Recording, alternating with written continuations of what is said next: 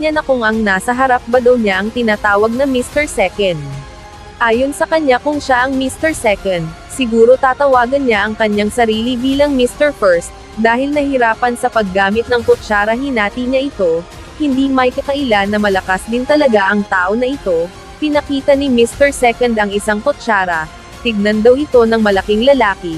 Ayon sa kanya na sobrang flexible daw nitong kutsara, at sobrang lambot, at bigla niya itong tinupi-tupi, dahil dito hinagis na ng malaking lalaki ang lamesa, at nagka-ketchup nga yung mukha ni Mr. Second.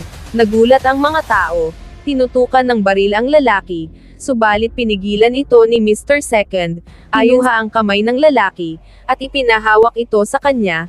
Ayon kay Mr. Second na hawakan daw niya ito na mahigpit, at iputok niya, na bigla ang bigman. Mr. Second ay hindi niya ito ipuputok, balit hindi ito pumutok, at biglang sinipa ni Mr. Second ang bayag ng bigman,